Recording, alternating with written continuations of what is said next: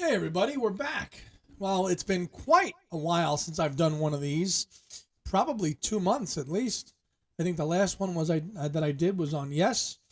So if you can't already tell, this one's going to be about Genesis. As you see all the Genesis around me, it's been one I've been wanting to do for a really long time. Because over the last decade or so, they've really become probably one of my favorite bands. They're on a Yes level for me. In terms of the progressive rock, those of you that support Two Legs, and this is Andy's Music Vault. If you didn't already know, the other leg. I am Andy Nichols. You know that I'm into prog and Yes and stuff like that. And Genesis was a band that took me quite a while to get into.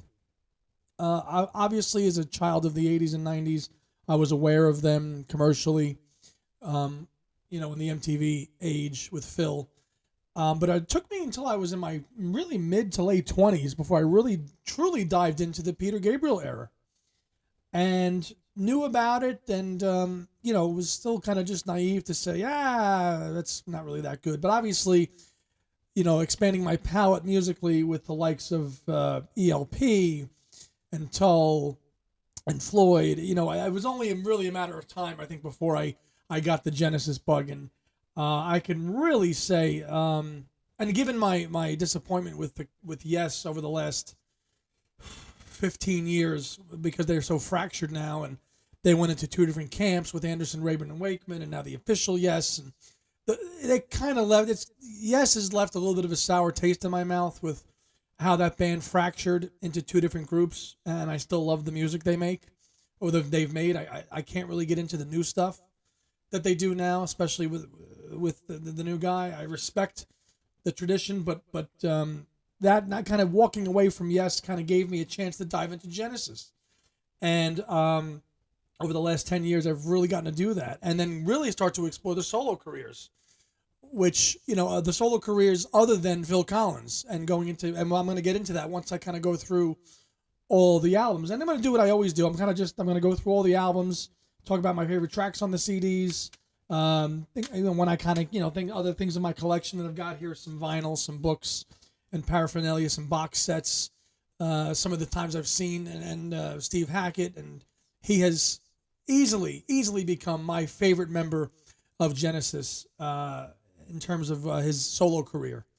I have probably, out of all the members of Genesis, I have the most of his discography, and really kind of getting to learn, because when you watch Genesis videos, especially from early 70s, not much to him, and then you start to really learn into get into his catalog and find out what he's about. And I've seen Steve Hackett probably 6 or 7 times now since the last 7 or 8 years, and he doesn't disappoint. I've met him twice, so he's a great guy.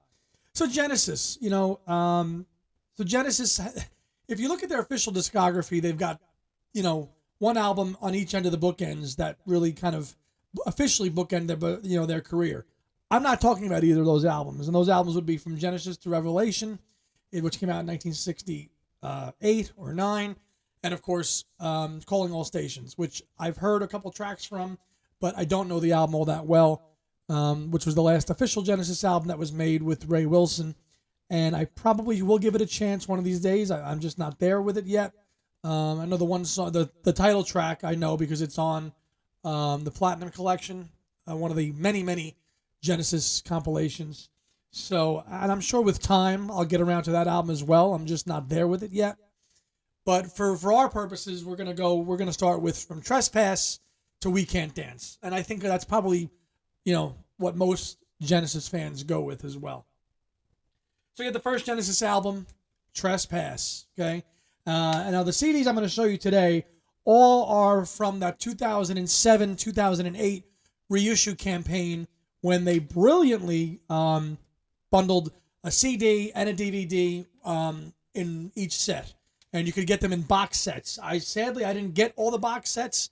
I got one of them, which was the Genesis 70 to 75, which I want to say came out in maybe 2010. There's a blue one and a red one, and they are really like sought after now. Prized possessions to find those. 70, 75, 76 to 82, and then 83 to 97. And I don't have either of those two, but I have the first one, and I bought the other ones that individually after this box set, but I never got the box sets. So you've got 5.1 bonus videos and reissue interviews on each one. So the first album, Trespass. Now this is with the first true official incarnation of Genesis. Tony Banks, Mike Rutherford, Anthony Phillips, and I believe John Silver was the drummer at the time in this first band. And if remember, Anthony Phillips was the first guitarist in Genesis before Steve Hackett and before Phil, obviously. I think it was John Silver. I think it was on this one. But good little first start. You know, didn't do much. I believe it was on ABC Records in America.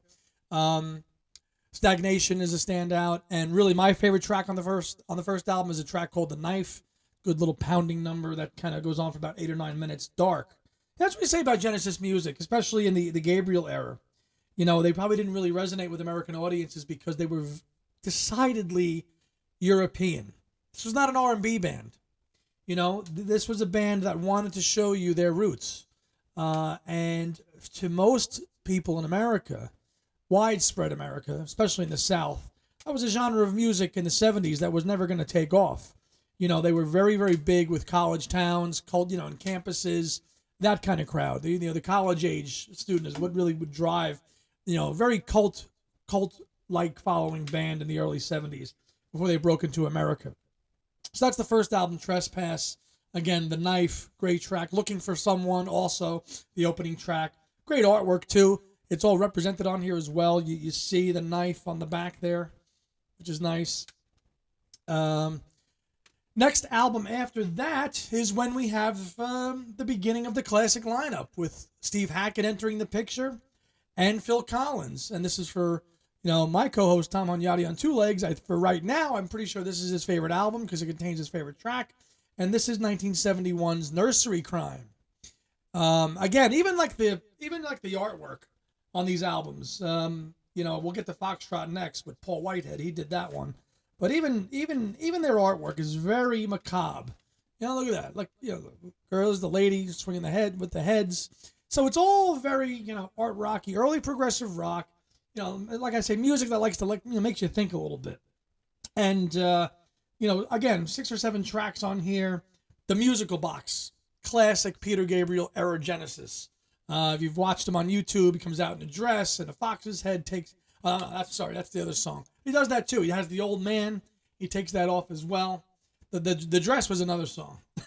Peter Gabriel in his costumes. Look them up, folks, if you haven't seen them. You know, just look up early 70s Genesis videos, especially the 73 video at Shepperton Studios, which is just fantastic, and it's been cleaned up as well too. But the Musical Box, For Absent Friends, is on here. That's Phil's first vocal contribution to a Genesis record. One of my favorites, The Return of the Giant Hogweed. Again, with the tapping. You got the tapping there that opens the track by Steve Hackett. Way before Van Halen did it, Steve Hackett's got tapping. Listening to The Return of the Giant Hogweed. Seven Stones, Harold the Barrel Harlequin, and The Fountain of Salmesis. So it's not an album. The individual tracks are very good on here, on Nursery Cryme. But you can't do better than The Musical Box and The Giant Hogweed for my money. Fountain of Salmesis is another one that's, you know, requires a little bit of attention to get through. But, you know, they're starting to make inroads. I think they started to tour America after this album. Again, you know, all the musical history in our heads, folks. Hard to retain it all. But, again, these are worth seeking out because, and they're all on YouTube, too. The reissue interviews that came with each of these discs are all on YouTube, which is great now. But even back then to have them. All right, so now we're getting into the meat and the potatoes of my favorite era of early Genesis. And the next album, 1972's Foxtrot. I mean, this is, there's the dress. I'm trying to get the book out to reduce the glare for you. Yeah, there's the dress and the fox's head, Paul Whitehead. You see the same Genesis early logo on here as well. So that was their kind of initial logo. And of course, you know, this is again the same lineup, same guys. Probably considered one of the best progressive rock albums of all time. It certainly is. I mean, it's up there with Close to the Edge for me. Watcher of the Skies, Timetable, Get 'Em Out by Friday, Can Utility and the Coastliners, Steve Hackett's little intro to Supper's Ready, Horizons, and then, of course, the 23-minute, basically all of side 2 on the vinyl LP, Supper's Ready. And boy, with 6 or 7 movements. And, this is music you can't dance to. You're not going to go take your lady out on a Saturday night and boogie to Supper's Ready or Watcher of the Sky. Or maybe you will. Maybe you can if she likes Genesis. It's just incredible music. And to revisit it, we're getting into the fall time now here in the Northeast, and the leaves are changing. That's when I like listening to Genesis, because it is a darker music. You're not going to sit there on the 4th of July and blast Genesis. So you could, but for me, the themes of the Genesis music, the writing of it, always suits the kind of fall. And that's kind of why I listen to them. So I'm really ready to dive in and just kind of be down the rabbit hole with Genesis for a while. And it doesn't hurt that Steve Hackett's touring again soon. And he's touring Foxtrot at 50, this very album. So if you go to see him, he'll be doing all the Foxtrot and some of his solo stuff. And I will go see him again. But, Supper's Ready, The Lover's Leap, The Guaranteed Eternal Sanctuary Man, Willow Farm, all these little kind of individual bits, kind of like Close to the Edge with those little 4 sections. There's so much going on in here. I think one of my favorite bits in Supper's Ready is the All Change. When Gabriel yells All Change and it goes into that Feel Your Body Melt with the keyboard going. I've always loved that one. But of course, the best part of Supper's Ready, for my money, is the Apocalypse in 9/8, which is the last part of Supper's Ready, which they even performed well up until the Invisible Touch tour in 86. Check that out. With Phil singing it. And as a side, I will say, I love Peter Gabriel Genesis, but I must say, I think Phil does a better job of singing the Gabriel material better live than Peter did. Go YouTube Apocalypse in 9/8 from the LA Forum in 1986. He absolutely crushes it. Or even listen to it on Seconds Out, the live album from 77. So I love the studio tracks with Gabriel on vocal. I love it, but I think Phil brought them to another power. Because as Phil's background as an actor, theatrical, it just came to him easy. It's like when he sings In the Cage on the Mama tour. He brings another level to it of energy. But in terms of a studio masterpiece, Foxtrot, it is. Excuse me for the sniffles. Then the next one up. Again, probably, my overall favorite album start to finish. Here we go. And it's autographed. Selling England by the Pound by the maestro himself, Mr. Steve Hackett. Came out in 1973. And I know it's Steve's favorite album as well because it was where he could really shine the most with his guitar playing. Dancing with the Moonlit Night. I Know What I Like in Your Wardrobe. Firth of Fifth, Tony Banks. More Fool Me. The Battle of Epping Forest. After the Ordeal. Cinema Show and Isle of Plenty. Now you've got these little smaller tracks jumbled in here. But the album is centered around 4 big epics, right, that tie the whole album together. Dancing with the Moonlit Night. Great video of that. Again, an album that this is decidedly British. This album. This is, so if you want to hear all these lyrics and Gabriel, and it's really, sometimes I don't even know what half them are, but this one is decidedly British in nature. Apparently, according to legend, John Lennon knew about it. I don't know if that's accurate, but that's according to legend. He knew about the album as well, according to Steve Hackett. I don't know how true that is. I Know What I Like is it's a shorter track, but Dancing with the Moonlit Night, classic, epic. Firth of Fifth, and the Cinema Show, and also the Battle of Epping Forest. Now, I have to be brutally honest with you. Until about a week ago, the Battle of Epping Forest, in all 11 minutes plus of its glory, is a track I couldn't get into. I saw Hackett do it live. I've seen the Musical Box, which is a Genesis tribute. I've seen them do it. I always felt it was too wordy, and it was hard to follow. Instrumentally, it was nice. I could follow it, But over the last week, something clicked, and I absolutely love the Battle of Epping Forest now. A lot going on in there. It's still a lot of lyrics, hard to follow, but the musicianship on it is absolutely awesome. I am so angry that I always dismissed it all these years, but I absolutely love the Battle of Epping Forest. Maybe seeing Steve Hackett do it with his band might have changed my opinion. There's a great version of his band with Nad Sullivan on vocals doing it now. Incredible track. But really, the Cinema Show and Firth of Fifth are the 2 best songs in this album.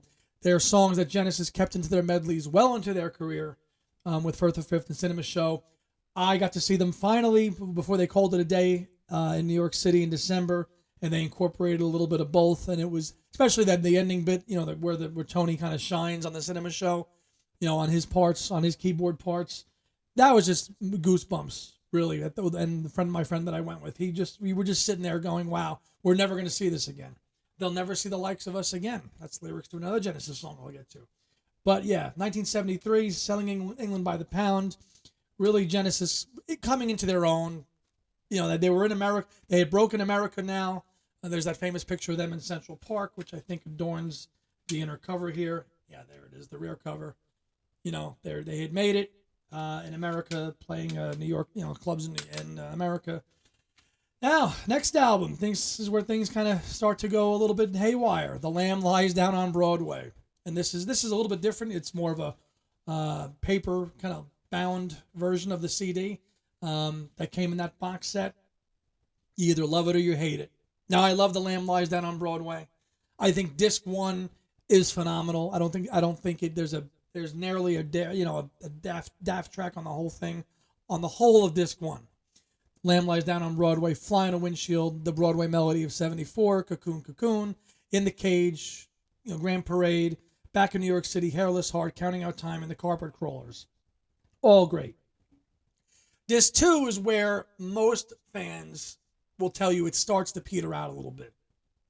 And I love the whole of the album, but I'm going to be honest, it does start to get a little bit tiresome. If you listen, but having said that, on the second disc, there are some individual great moments on here. The Colony of Slipperman. Now, costumes aside, Gabriel, again, this is well told, Gabriel with his costumes and his antics. By this point, we're really over the top. Check out his costume for the Colony of Slipperman. It's like grotesque. But the singing that was too much. But the song is fantastic. The Lamia, which is a great track that has a great solo from Steve Hackett on there as well. The Chamber of 32 Doors, Lily White Willith. These are all great tracks. The Light Goes Down on Broadway. But certain tracks, like, it just starts to wane a little bit. The Waiting Room, which is a great individual track.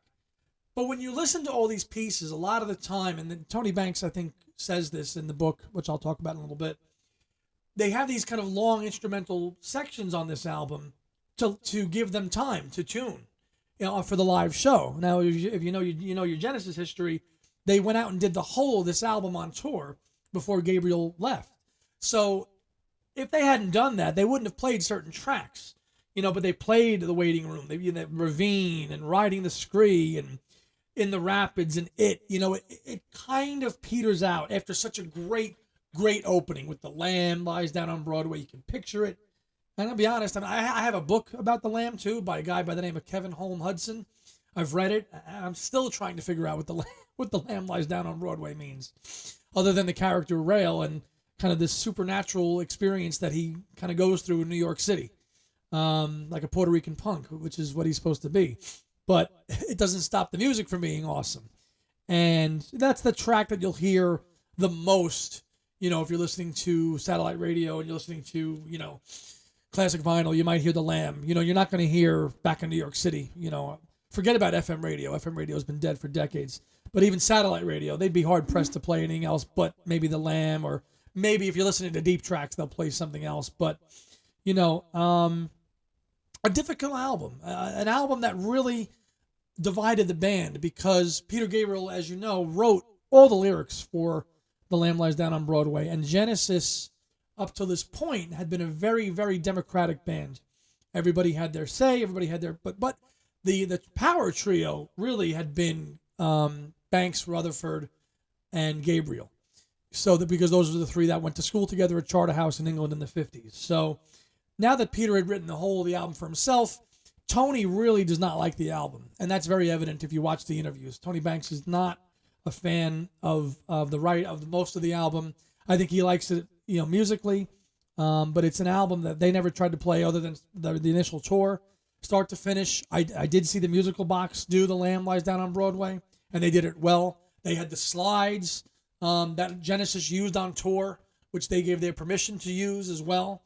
And even again, it's a long album. It's a lot like Tales from Topographic Oceans by Yes, 80 minutes. You've got to have a lot of patience to get through this album. But having said that, when I'm in the mood, I will listen to it straight through and enjoy it. But that first disc is some of the best music that ever came out of this era. So yeah, this is from the box set and the Lamb and that crazy, crazy artwork as well. And then that's it. Peter Gabriel leaves.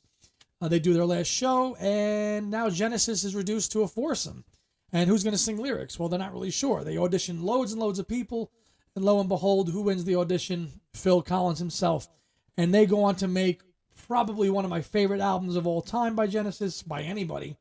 Certainly, I mean, Genesis got what? How many studio albums? A dozen, 13? I don't know. But this has got to be in top three or four. And that's 1976, A Trick of the Tail. By just the four people. This is Phil, Tony Banks, Mike Rutherford, and Steve Hackett, just doing this album that came out in 76. And were they going to make it? Were they going to do it as a foursome? I know, watch the interview from this. Phil says, well, we'll just do instrumentals. We don't even need to have a singer, because by this time Phil was with Brand X and they did a lot of that as well. But what a well-produced album.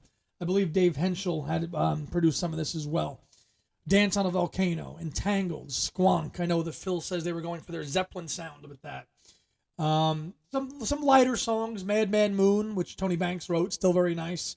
Robbery, Assault, and Battery, which is kind of lightweight, but I kind of like it. Great playing on that. And then probably one of the best songs ever, Ripples, which goes on and on and on, which is great. Probably one of my least favorite songs on the whole album is the title track, Trick of the Tail. Very lightweight. But we end with that epic, epic closer, Los Endos, the instrumental, with a little nod to Gabriel with the last lyric. There's an angel standing in the sun. But again, short record, but powerful record. Great playing on it. The drums especially are so Because remember, they're trying to prove a point now. Peter's gone. Can they make it? And I'll tell you what, they made it. I mean, this is really one of the best albums, one of the best covers, one of the best produced. Everything about it is just a home run on this record, from start to finish. Even a song like Entangled, which is a nice acoustic song, right? A ballad. Even that comes across well. But Phil's not writing at this point. Now Phil's singing, he's drumming on the studio version, but he's not writing. The songwriting still is very Rutherford Banks with a little bit of Hackett, and not much more of Steve Hackett, as we're going to find out very soon. So it's decidedly that's the power couple that's writing all the stuff. For the tour, they drafted in former Yes drummer Bill Bruford and King Crimson drummer Bill Bruford to drum alongside of Phil for this, for the tour, for the Trick of the Tail tour. And if you watch some of the footage from that, the Genesis Live in Concert, you can see Bill do that when they both drum on Supper's Ready and Los Endos. Incredible footage. But I'd say a good start to the Phil Collins era. I'll say so for singing. That's Trick of the Trail. Next album, and this would be Steve Hackett's last album, Wind and Wuthering, 1977. Rutherford calls this kind of more like the feminine side of Genesis, and I believe Tony Banks calls it his favorite album with Genesis. This or Duke, one of the two. Wind and Wuthering, the last album with Steve, and the same four guys. The 11th Earl of Mar, great track in Genesis tradition. Next track, One for the Vine, one of my favorite of late. Seeing Steve do it with his band, phenomenal. Your Own Special Way, kind of a light hit. Watt Gorilla, All in a Mouse's Night, Blood on the Rooftops, Unquiet Slumbers for the Sleepers, In That Quiet Earth, Into Afterglow. These are songs that have featured heavily into Genesis set list too, especially Afterglow. That's been played a lot lately. And a little bit of a bare tree, but it is the end of an era. It's lighter than A Trick of the Tail. It's definitely not in your face as much. Again, it's definitely a lighter of an album, a lighter feel to it, but it's all there. Blood on the Rooftops, great track as well. What Girl I've never been really crazy about. Your Own Special Way being the hit, but the 11th Earl of Mar and One for the Vine for our home run tracks on Wind and Wuthering from 1977. So 1977 comes, Steve Hackett departs, but before they depart, they release a live album. Of course, it's in the other box, but this is the vinyl edition. This is the half-speed remastering, which came out a year ago. This is the 1977 live album, Seconds Out, and taken from the Trick of the Tail tour as well. So you're not really getting any Wind and Wuthering material on this one, but it's still, this is where you really, I think, see Phil Collins come into his own as a singer, especially on tracks like Supper's Ready and The Cinema Show and The Carpet and everything. So this is Steve's last album. He thinks he's mixed too low, but I did see him last year. They did the Seconds Out tour and they recreated it. He's got a live album out now too. So that is the end of the Steve Hackett era in Genesis. And I'm zipping ahead here because we've got a lot to get to, and I don't want to be here for an hour and a half either. Those of you that watch Two Legs, we like to keep it about an hour or so. So we're already up to 1978. And then there were three. Literally. Not the best album cover. Got to admit. Not a fan of this album cover. But the music, again, now Mike Rutherford's now doing bass and guitar in lieu of Steve Hackett being out of the picture. And now the Banks and Rutherford songwriting team really are responsible for everything on this album. But the playing is tight. Phil is kind of in the middle of marital issues, the first of many, sadly. But his playing on here is great. Down and Out, Undertow, Snowbound, Burning Rope. Listen to these tracks. I mean, these are just incredibly melodic tracks, tracks that come back again, especially the keyboard work. I mean, Banks is, I know Tony's great on everything, but except for maybe The Lamb, which he doesn't like. But really, even though it's a dodgy album cover, there's got some great moments on it. Deep in the Mother Lode, which became their album opener on the next tour. Many Too Many, Scenes from an Ice Dream, The Lady Lies, and of course, closing the album with Genesis' first real, true, bona fide hit, Follow You, Follow Me, from 1978. Kind of where people were like, oh, that's a good song. I like that one. So that, bigger than I Know What I Like, bigger than Your Own Special Way. Those are very, very low. This, Follow You, Follow Me did very, very well and kind of got them on the map a little bit. But again, nothing really from Phil as a writer yet. So dodgy cover, but great playing on it. Riffs. I was just listening to it last night again. There's so many good albums with Genesis that it's hard to go back to all of them all the time. You have your favorites, but I must have listened to Burning Rope and Deep in the Mother Lode on repeat for about an hour. They're just that good. And I cannot recommend, if you can get your hands on the two discs with the 5.1 and the visuals on the second disc. I don't know how available they are anymore. I know they did a reissue with one disc of these, but the two disc ones, these ones I think were manufactured in Europe, and worth every penny as well. Even tour, you get reproduction of tour programs on the disc as well. Nebworth, and some music videos as well. Many Too Many. Snowbound. Tony wrote that track. Great track. 1980. Next, moving on up to Mr. Albert, as his name is, and the oft-played, in my collection anyway, Duke from 1980. This is where Genesis starts to, embrace the future and also still retain their prog roots. And I don't listen, obviously Genesis went commercial, they went a little poppy. They never, ever, ever ignored their progressive rock roots all the way up until We Can't Dance. I can't speak to calling on stations, I don't know it. But they did not just become, they're just a poppy and they only write singles. Did they write singles? Yes. Were they massively huge singles? Yes. However, on those albums are long, proggy type songs. So if you don't know them, you need to listen to them. You need to listen to the Genesis albums from the 80s and not just assume that just because Phil, as a solo artist, takes off, Genesis is also equally, sappy and commercial. They're not.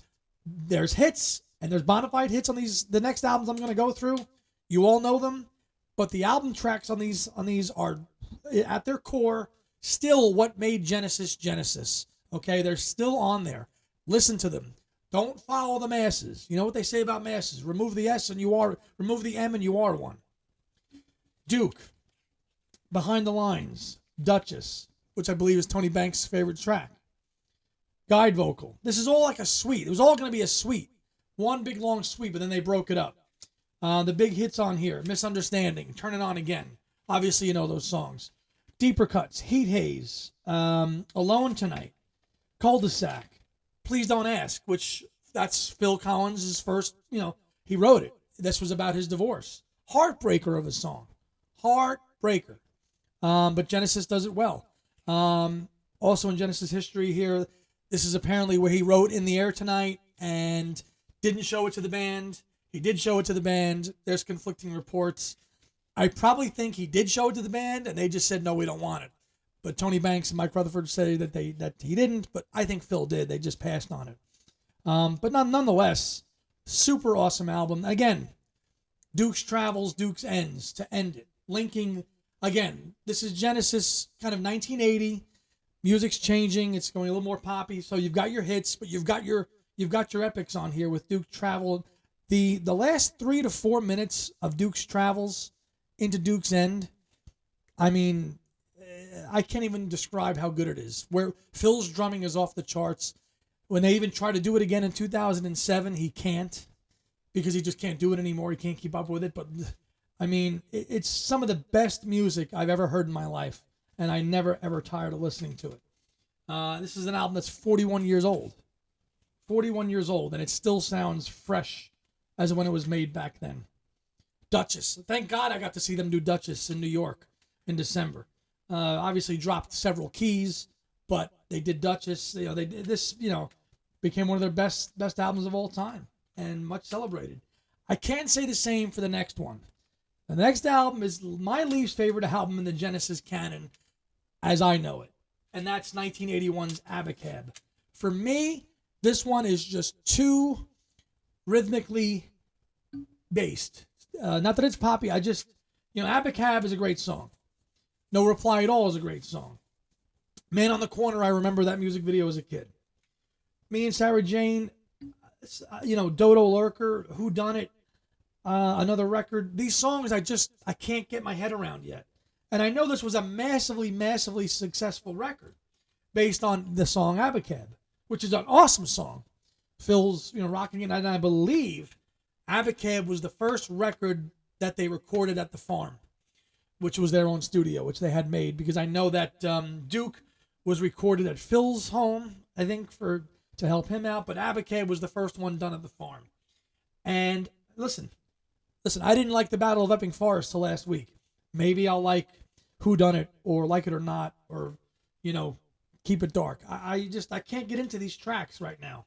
So, if you're watching and you know Abacab well, give me some recommendations on why I should give it another try. Because it's just an album that I can't really get into. I can't get into it other than the title track and Man on the Corner. I can't do it. Although it is significant because on this tour, I believe they played in full for the last time Supper's Ready. Yeah, I believe at the Marquee.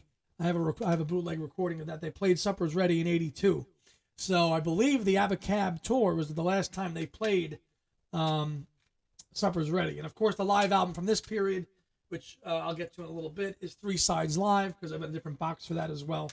And that's got some good stuff on it too. But Abacab, just not there with it yet. But I am there, very much there, with the next album, 1983's self-titled Genesis, otherwise known as the Shapes album. Big hits on this one: Mama, That's All, Legal Alien, which was a funny video, which probably can't be shown anymore today. Home by the Sea, second Home by the Sea, Just a Job to Do, Silver Rainbow, It's Gonna Get Better. Those are kind of the lesser known tracks, but still good. But Mama, Home by the Sea, and second Home by the Sea, that's Genesis just rocking it out. Mama's a little creepy, kind of got that marching beat throughout the whole thing. I think they opened up the Invisible Tour with that too. You watch the video footage of that tour in Wembley when they open up with Mama and Phil comes out into the stage. Dun, dun, ksh, dun, dun, ksh. I mean, if you ever want to see the command of somebody have command of an audience like Phil had, very few at that time could still do it. Freddie Mercury could, obviously. Live Aid, Queen, he could do it. But Phil, watch Phil do that when Mama starts, when it comes out. It's incredible. Very Lennon-esque song, too, if I don't mind saying. Illegal Alien's funny. I like the sci-fi-ness of Home by the Sea.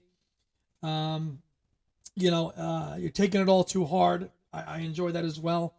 They probably could have came up with a better name than just Genesis for this one in '83, but a great tour, the Mama Tour, that came in as well. There's video of that too, and I'll get to the video stuff when I get through the rest of the albums, which I'm almost done with. But 1983's self-titled Genesis, otherwise known as The Shapes, fantastic record, way better than Abacab. And then we get to the one that everybody loves to hate because it's too much like Phil, and it's just poppy stuff. Invisible Touch, 1986. Okay, those of a certain age probably remember the video.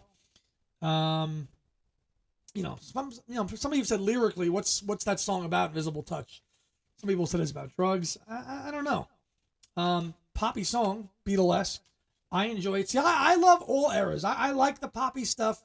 I love the deep, darker stuff for the most part. So, I love Invisible Touch the same that I love, Watcher of the Skies.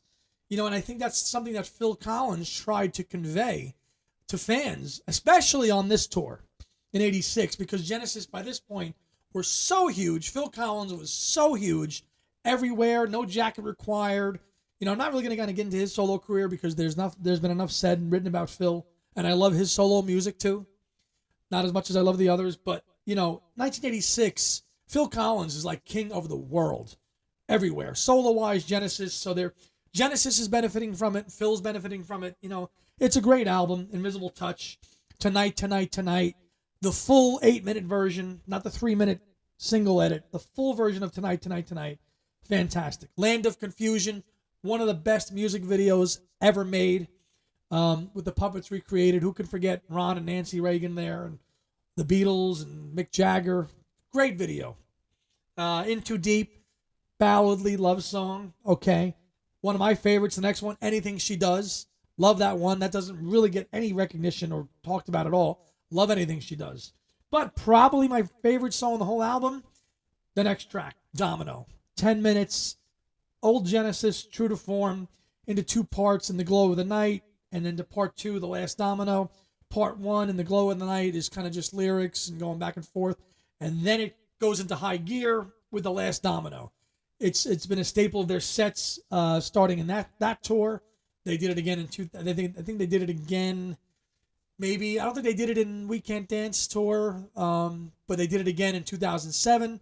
If you've seen that documentary, the poor light guy programming it, he couldn't get the cues down, because during the last Domino, and they did it again. Obviously, the last Domino when I just saw them in New York City. There you go, the last Domino.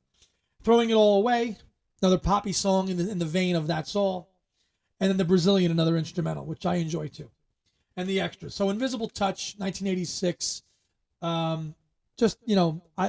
Genesis is, I believe, only #1 album in the United States too. Invisible Touch, and then we get to the end. Officially, the Phil Collins end, really, and quite a gap though. Okay, so the next studio album doesn't come out until 1991, 91 or 92, 91, right? I think. Well, somebody will correct me. I think it's 91. We Can't Dance. Now, that's a song that I really don't care for that well. I don't like I Can't Dance. I don't like the song. I don't like the video. I don't like that. However, everything else on We Can't Dance is awesome. No Son of Mine. Jesus, He Knows Me. Driving the Last Spike. All 10 minutes of it. Again, if you think they just went poppy, they didn't. Listen to Driving the Last Spike. Now, that's just a song about railroad workers and the pails that they went through and the strife that they went to, and a guy leaving his family and having to go to work. But there's a lot of meaning and there's a lot of in these lyrics, They'll never see the likes of us again. He's talking about the railroad workers, but he could really be talking about himself and the band as far as I'm concerned. And it comes across. Tell Me Why. Living Forever. Hold on My Heart. Of course, we all know that one. The Way of the World. Since I Lost You. Another heartbreaking song that Phil wrote for his friend Eric Clapton, whose son passed away when he fell out of the window in the early 1990s. Heartbreaker. And then the last track on the album, Fading Lights. It's like they knew their band, they knew it was ending.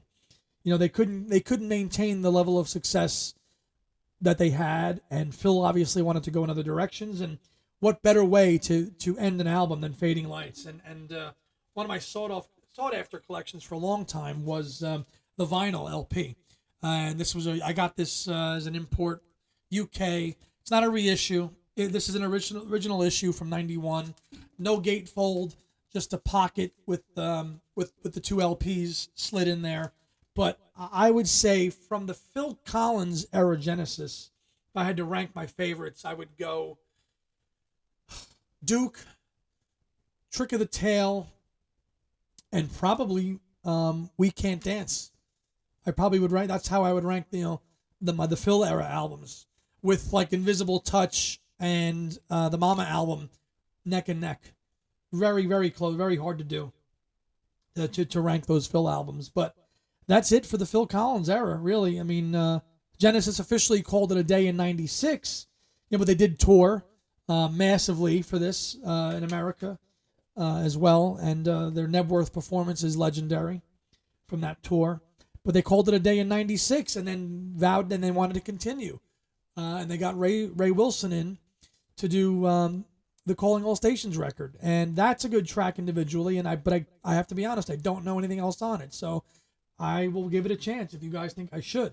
So let's move into some box set territory. I showed you the 70-75 one, and before we dive into the solo careers, and we call this a day. So Genesis released all these box sets. You saw the 70-75. One of the next ones I got was the live box. So that's this gray one here, live 73 to 2007. And Nick Davis deserves a round of applause. Some Genesis fans really they hate what he did with these remixes because they sound too bright. I love them. You might read the forums and Hoffman forums, and they'll say, get the original Virgin or get the original Atlantic. And if you're into that, and I have a couple of them, but I think they sound great. I play them on my stereo. I've ripped them. I play them digitally. To me, they're fine. So the live box. So you've got a nice little book here, okay, and you get some live material as well, with a full booklet of all Genesis history up until that point, and a live CD as well, with, I believe, let me just double check. Yeah, you're getting Live at the Rainbow from '73. So if you've seen that video footage, I think some of that is on the archive collection box. I forgot to grab that one. Genesis archive box in the back. Some of that's on there as well. So you're getting the 1973 concert, restored audio, DVD 5.1, and CD as well. So that opens up your box set, and then you get the live stuff. So the first Genesis live album, Genesis Live 1973. Again, short album. They did not include Supper's Ready on it. Watcher of the Skies, Get 'Em Out by Friday, Hogweed, Musical Knife, and the Musical Box, and the Knife. Sorry, spoke too fast. The first live album really kind of encompasses all of the Gabriel era. No Lamb material, but on this CD, you get Lamb tracks officially issued here. So from the Shrine Auditorium in January '75, you're getting Back in New York City, Windshield, Broadway Melody of '74, Anyway, and the Chamber of 32 Doors as bonus tracks on the Genesis Live CD. Now, I didn't grab the archive box set back there, but Genesis has got two archive box sets as well. The first one encompasses all their early material, Twilight Ale House, all that early Charterhouse stuff, and into the end of the Peter Gabriel era, which has a full live performance of The Lamb Lies Down on Broadway. However, he re-recorded his vocals for that, which I actually enjoy, but his vocals he felt wasn't up to par. So if you listen to that box set, it's Genesis Archive number. I think it's the Genesis Archive box number 2. I think it's the first one. All the Lamb material is all re-recorded by like a 50-year-old something Peter Gabriel in the late '90s, which to me sounds really good, but purists won't like it. But that's the best of that. Seconds Out, I showed you the vinyl. They reproduced it very nice here in this box set in a little book that holds up very well with 2 CDs as well in this box. Okay, Into the '80s, 3 sides live. This is basically a highlights of the Abacab tour, as I mentioned. You get a nice live version of One for the Vine on here, as well as Fountain of Salmesis. and a medley of In the Cage with the Cinema Show and the Colony of Slipperman from The Lamb. Now, the We Can't Dance Tour is represented on here with The Way We Walk. Finally, they made sense with this one. If you've browsed CD stores, you see the longs, the shorts. Now, I don't know why they made them two separate CDs you had to buy. Bundling them as one was the right way to do it. So this is basically a live CD of the We Can't Dance Tour, and they had a nice old medley on this as well. Which that opened up early parts of the sets with Volcano, The Lamb, Musical Box, Firth the Fifth, and I Know What I Like. YouTube that as well too, from the We Can't Dance Tour. Fantastic. And then taking us to the current time of then, you had the Live Over Europe tour from 2007, which is when they reunited after their 15-year gap there, when they ended it, when they called it a day in 92, and they got back together again in 07. They toured Europe and America. I did not see that tour, sadly. But this is, again, you're not going to get much of the Gabriel era here. You're getting the best of the threesome era. You're getting mostly Duke, a little of Abacab, a lot of Invisible Touch, a lot of the Mama album, and a little of We Can't Dance. You're getting a little bit of the old stuff. You're getting a little Cage, Cinema Show, Los Endos, I Know What I Like. Ripples, but mostly when it came down to it, you're getting the best of the three guys, when they became into their own, which is fine. I know, they should all play their own stuff. They should play the Genesis Gabriel stuff. They're not going to do that. They're going to play what they want to play. Next box. We'll move into some vinyl and then into some solo stuff, and then we'll finish up. The movie box. So this is all the videos to said tours as well. And this is from 81 to 2007. So you're getting actually concert film footage of these same tours. So, which is really, amazing. And some of it's all on YouTube. But again, 3 Sides Live, concert film. One of the ones I was really happy to get was the Mama tour, because that footage is hard to come by. But we've got a DVD release of the Mama tour as well, bundled in here. And you've seen these probably all for sale on DVDs, and I'm not even sure they're on Blu-ray. Of course, this is a famous one. This has been on DVD. This is the one that I've talked about where they open up with Mama, with Phil. Check this one out as well. Sadly, there is no footage of them doing Supper's Ready and Apocalypse 9/8, because by the time they filmed this, that got dropped from the set list because Phil couldn't handle it. Okay. The Way We Walk, concert film, same set list as I showed you before, and the same thing as When in Rome in 2007.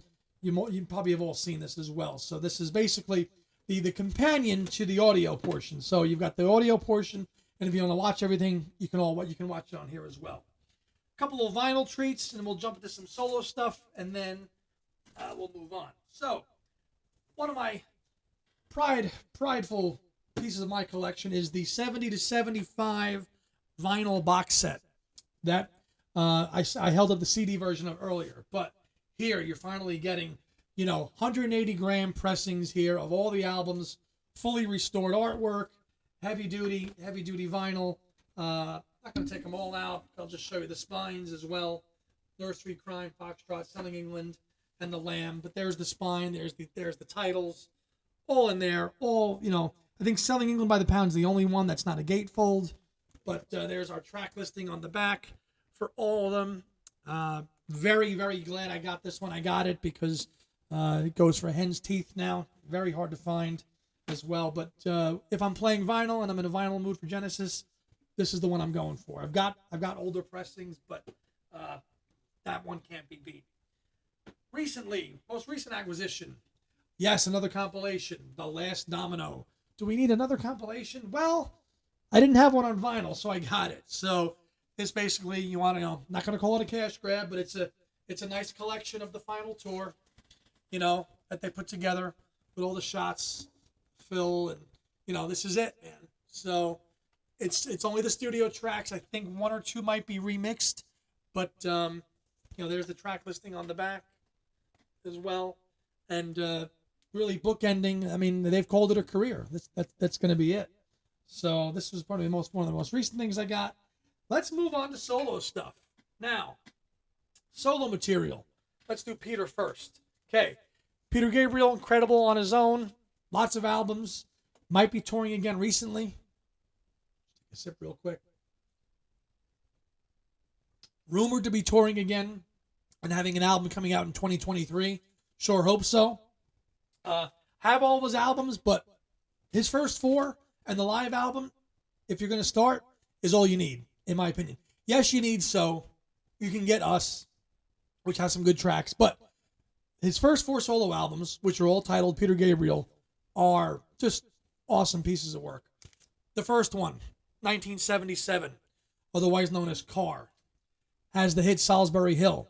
Also has one of my favorite tracks, Here Comes the Flood, and Humdrum. You know, real hodgepodge type of stuff. Barbershop quartet type stuff on here with Excuse Me and Down the Dolce Vita, which my friend Ed loves. He's always telling me about that one. I love that song, Down the Dolce Vita. Yes, Ed, giving you a shout out. Produced by Bob Ezrin and came out, you know, it was his first Salisbury Hill. Moribund the Burgermeister. Very Genesis-esque. But Here Comes the Flood it closes the album. First one, 77, here, you know, Salisbury Hill, classic Gabriel. Second one, Peter Gabriel 2, otherwise known as Scratch, because he scratches the cover. This is a promotional copy. Out of the four, my least favorite, but there's some good ones on here as well. This one was produced by Bob Fripp of King Crimson. On the Air, DIY, Mother of Violence, White Shadow. Those are like probably my three favorites on the second one, you know, out of the four. But a darker album, surprise, surprise, produced by Bob Fripp, King Crimson, Yellow, Darkness. So yeah, second one. There's a promotional copy as well from Atlantic Records. Number 3, otherwise known as Melt, 1980. Probably most people consider it Peter Gabriel's finest album. It's either this one or the next one, but I got to be honest, it's probably going to be this one. Phil Collins comes back to help him on this one as well. Peter has no cymbals on this album. It's just regular drums. There's no cymbals on. Listen to it. Intruder, No Self-Control, I Don't Remember, Family Snapshot, and Through the Wire. Games Without Frontiers, Not One of Us, Lead a Normal Life, and Biko. His probably start to finish his best album.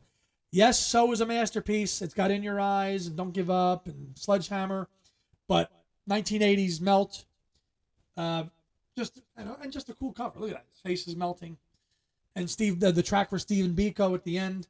You know, this is Peter becoming more of a kind of into world music, and you know the WOMAD. Obviously, if you know your Peter Gabriel, he founded WOMAD around this time, and Genesis actually got back together again to do a concert to help Peter because he got into such financial hardships that he was being threatened.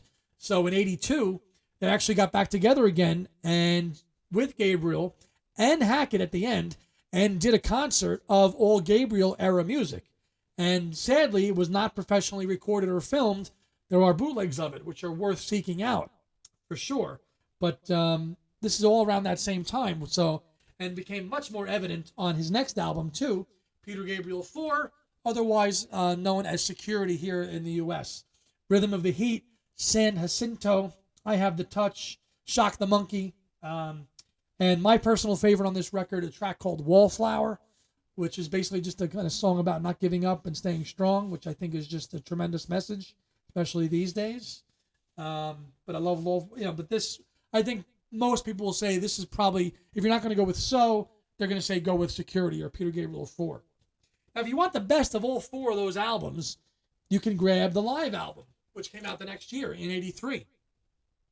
This is Peter Gabriel Plays Live, and this basically sums up his whole previous four albums. Jerry Marotta, who we interviewed on Two Legs, plays on this album. I showed it to him when we interviewed him. So you've got one non-album track on here, which is a track called I Go Swimming, which is just hysterical, which kind of, it picks up and it has tons of energy. Humdrum on the Air. Yeah, so in some cases, the live tracks are better than the studio cuts, especially On the Air, No Self-Control, San Jacinto, Rhythm of the Heat, especially as the opener. But yeah, Peter Gabriel Plays Live. That's Peter for me. I'm not going to jump into everything with Peter as well. Let me jump into Hackett here real quick. Steve Hackett, as I told you at the top, my favorite guy now. I never thought I would have liked anything this guy did. I just went on a whim to see his concert in 2015 and said, okay, I'll go. Knew most of the Genesis stuff, didn't know anything he did.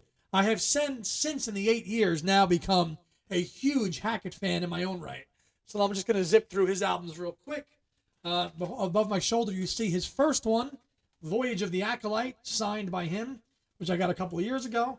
This is the same album on CD, Voyage of the Acolyte. Ace Phil Collins is on this as well as Mike Rutherford. So if you want to hear a little bit what Genesis would sound like in between The Lamb and, say, Trick of the Tail, listen to Acolyte. Great record. Star of Sirius, Phil sings on that. Shadow of the Hierophant, all 11 minutes of it. Awesome. Next one, Please Don't Touch. Slowly becoming one of my favorites. Why? Because there's a wonderful track on here called Icarus Ascending, which I saw him do the first time I saw him live, which on the album version is sung by Richie Havens, if you know who Richie Havens is. But Icarus Ascending is absolutely awesome. Hoping Love Will Last. He's got a guest vocalist on that. Phil Earhart of Kansas, Steve Walsh, Chester Thompson's also on here as well. That's the second one. Third, Hackett, and I don't have all of them. He's got a ton. I'm just going to zip through the ones I have. Spectral Mornings. Did he sign this one too? He did. See, I've met him a few times. Spectral Mornings, 1979. Every Day. If you're a Hackett fan, you know Every Day is always in his set list as well. Every Day, Clocks. That's in his current sets. But the title track, Spectral Mornings. If you're waking up, have a cup of coffee, put Spectral Mornings on. You won't be disappointed. I can't tell you how many times I've done that. I just listen to it, have my cup of coffee, and listen to Spectral Mornings. My day is set. You know, there's something about Steve Hackett that is very pure, and he's just carrying the legacy of Genesis on. And so getting to learn his discography and going through it, that's what shines through. You know, he's not about the money. I mean, obviously he's a businessman. He wants to make money. He makes live albums. He's an artist, but he's just a good soul. And it comes across, you know, the few times I've met him, talked to him, told him what songs I liked and why I liked, you know, why I wanted to, or I liked his latest album or asked him about a track. He's just a very, very pure soul, and it's evident in all his music. And that's why I've dived in, you know, like I have over the last decade with Hackett. 1980, an album called Defector, The Steps, awesome track, learned it a couple of years ago. Highly Strung, 1983, Beyond the Shrouded Horizon. I'm jumping around here a little bit. Out of the Tunnel's Mouth, there's a great track on this one called Emerald and Ash. Okay, To Watch the Storms, a little later. And then we're going to get into his more recent solo stuff. Now, Wolflight, signed again. I think I like Steve Hackett.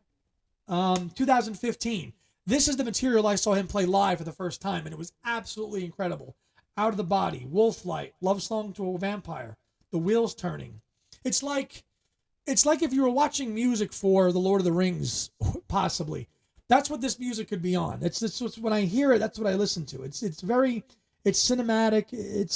There's soundscapes in it. It's music that was made for this kind of stuff, you know. 2017, The Night Siren. This is another good album as well. Beyond the Smoke was a really awesome track to see done live as well.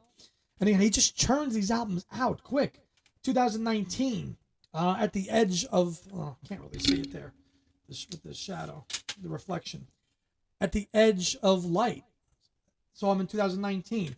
Has a nice little kind of tribute song to Chris Squire of Yes on here called Under the Eye of the Sun. And I asked him about that. I said, that sounds like a Yes track. And he goes, well, I was kind of, I was trying to give Chris Squire a little bit of a tribute there. And it's awesome. And his most recent one, which came out just last year, Surrender of Silence. And the current song that he's playing from this on his live shows, I believe, is the track called The Devil's Cathedral. Great track. Now, this man knows how to market himself. Let me tell you something. He has a contract with this label called Inside and Out. Look at these live albums. Look at these live albums. The guy puts out a CD and a DVD of nearly every tour.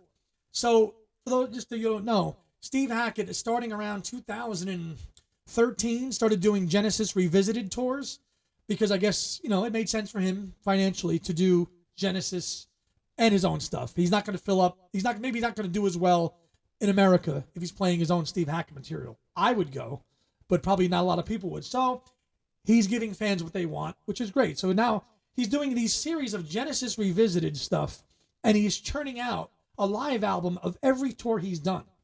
So the first one, let me see, Genesis Live. I think, I don't know if that was the first one. This was the first one. A whopper of a CD. Genesis Revisited. And I'm not talking to you, Siri. Genesis Revisited live at Hammersmith. I think 3 CDs and a DVD. Incredible. Royal Albert Hall, same thing. And he's doing everything. He's doing stuff from his period of Genesis. So from Nursery Cryme to Wind and Wuthering. And then he's doing a smattering of his own stuff too. Some of these are just Genesis. Some of them is a combination. My favorite one, for a couple reasons. The next live album was the Steve Hackett, The Total Experience, live in Liverpool. Why? Now, you probably know, because you know that if you watch Two Legs, I'm a Liverpool guy since I went to school there and I lived there. I wasn't at the Steve Hackett Liverpool show, but I did see him on this tour. So the album I showed you before, Wolflight, this was him touring Wolflight. So you're getting that material and you're getting the Genesis material and some of his own stuff.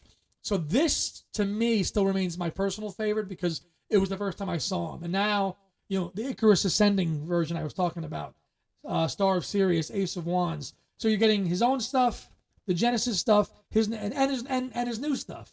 So that just, he just keeps churning them out. Live at Birmingham, I believe this was the Wind and Wuthering one. Yeah, this was celebrating Wind and Wuthering. Damn glare. And then he's got a new one that just came out, but I don't have it yet. This next one I want to say was from 2018, which was Genesis Revisited with an orchestra live at the Royal Festival Hall. Steve Hackett and his band. And his band, I got to say, are awesome. Rob Townsend, Roger King on the keys, Craig Blundell, I believe, on drums, and I forget who's playing bass. He used to have Jonas Reingold for a while, or maybe he still is. And then he had the fellow that worked with Anderson, Ronja Stolt, for a while. But yeah, I mean, how he just turns these things out so quick. And then the most recent one up until this last one is Selling England by the Pound and Spectral Mornings.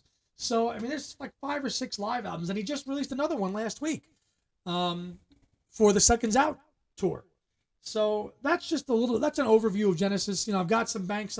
Mike and the Mechanics, I think, is some great stuff too, obviously. But I'm really happy to have discovered Hackett. I think he has been overlooked in the Genesis, career and canon. Oh, actually, one last thing here. If you want to kind of read yourself up a little bit, look for this sucker, Genesis chapter and verse. This is Genesis in their own words, with lots of photos in here as well, too, covering all the era, even the Ray Wilson era. It's kind of like, it's my Bible, obviously, chapter and verse. So if look for this, you can probably get it pre-owned, used as well, because I don't think you can get it new anymore. But stories about, from Genesis managers, PR people, radio people that helped bring them to America. Interviews with Chester Thompson and Darryl Sturmer, the guys that played with them in the 70s and the 80s and the 90s. It's all in here. Richard McPhail, should give him a shout out. He was their roadie in the early days. It's all in here. Tony Smith, their manager. It's all in here. How they went, how they became involved with Showco and staging their shows with lighting and how they kind of became the band to do all that stuff. And when you go to a Genesis concert or you watch them, the lighting cues are everything when you watch these songs. So it's all in that book. So, that's my overview of Genesis, really, so over the last decade or so. This is what I've collected is what you see there. And I'm happy that I finally took the plunge to get into Genesis after spending most of my adult life really kind of disowning it. But I jumped down and I haven't looked back. So let me know in the comments if where you're at with Genesis fandom. Do you hate them? Do you like them? Did I miss anything? I'm sure I did, so please let me know. What are some of your favorites? If you disagree with me, let me know. Have you met anybody from Genesis? What about the solo stuff? How do you feel about? I didn't even show any Phil stuff. I didn't think there was any need to. Clearly, I'm a Hackett bias towards Steve, but let me know what you think. And if you haven't discovered any of this yourself after what you watched today, take a dive in and let me know in the comments what you think. But I've gone on for long enough than now, so until the next time, we'll do something else. I don't know who we'll do next. Maybe the Moody Blues. I've got maybe we'll see. I'll think about it. You guys let me know. Let me know who you want me to do next in terms of an artist or a band in the prog rock vein, and we'll take it under advisement. But thanks for watching. It's been a while since I did one, but I had the time to do one now. Look out for a new episode of Two Legs as well. That is out there now too. That's episode 180, which will drop also today as well. Tom and I are talking about McCartney acoustic. If we were to go see a McCartney show and it was all acoustic, what songs would we want to see? And we were joined by a lovely chap who goes by the name of Judge Timbers on YouTube. So check him out, like and subscribe to his channel. Great musician, good guitar player. He goes through McCartney's career and picks out his favorite bits and plays and demonstrates them to us as a guitarist. So check those out as well on Two Legs, and more to come as well. So thanks everybody for checking out this side sub channel of Two Legs, and I'll see you all next time. Peace out.